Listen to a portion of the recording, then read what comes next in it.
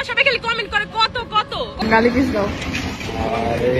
ভাইরে, সোনার দেশের সিটি গোল্ডের এই দুই অদ্ভুত প্রাণীদের চিনতে পেরেছেন? অবশ্য চিনতে না পারারই কথা, কারণ এমন বিরল প্রজাতির প্রাণী আমাদের দেশে সচরাচর দেখা যায় না। এক ভিডিওতে দেখা যায় আপামনি ভাইয়াটিকে বলছেন দাও কিস দাও। ভাইয়াটি লজ্জা পেয়ে আপামনির মাথায় কিস করে, কিন্তু এতে আপামনির মন ভরেনি। উনি বললেন গালে কিস দাও। এই কথা শুনে ভাইয়া লজ্জায় পরিমনির মতো লাল হয়ে যায়। উনি কোনোভাবেই কিস করবেন না, কিন্তু আপামনি নাছোড়বান্দা, কারণ উনি সকালে খালি পেটে শিমুল গাছের শিকড় খেয়েছেন, যে কারণে উত্তেজনা মাথায় উঠে গেছে।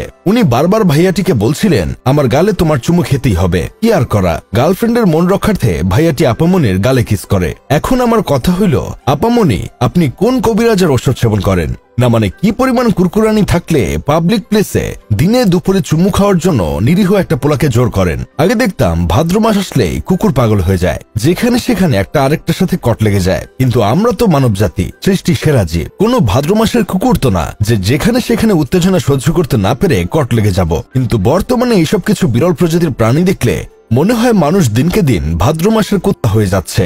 আরেক ভিডিওতে দেখি 3 বান্ধবী মাঝরাতে রিকশায় করে যাচ্ছে, আর কে কয় পেগ লাল পানি খেয়েছে সেটা নিয়ে গবেষণা করছে।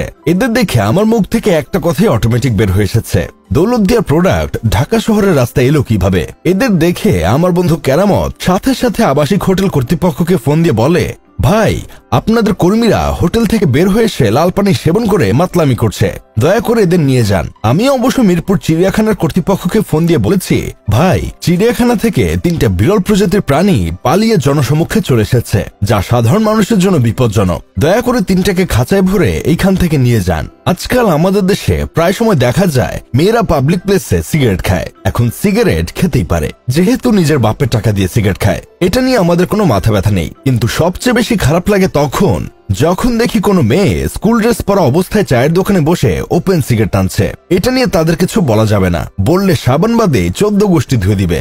অনেকদিন আগে একবার টিএসসিতে গিয়েছিলাম, সেখানে দেখি এক সুন্দরী আপামনি ওপেন উড়ন্ত গাছের পাতা সেবন করছে।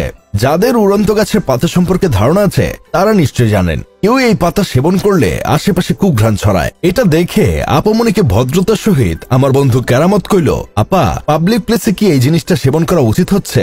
আপামনি আমাদের দিকে রাগী চোখে তাকিয়ে বলল, আমি নারী, আমি সব পারি। এটা শুনে কেরামত কইল, এতই যদি পারেন তাহলে একটা ডিম পেরে দেখান।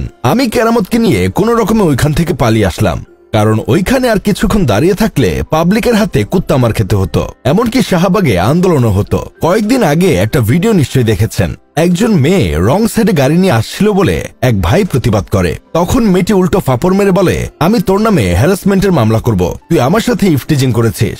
এজন্যই তো কবি বলেছেন নারী অভিনয়ের জন্য সেরা রে। যাই হোক, শেষমেশ আমি গোলাম হোসেন একটা কাজের কথা কই, নারী পুরুষ কাঁধে কাঁধ মিলিয়ে চলুক, কোনো সমস্যা নেই। সমস্যা তখনই সৃষ্টি হয় যখন কাঁধে কাঁধ মিলিয়ে চলতে চলতে পুরুষের কাঁধে নারী পা তুলে দিয়ে সিলিং ফ্যানের দিকে তাকিয়ে থাকে।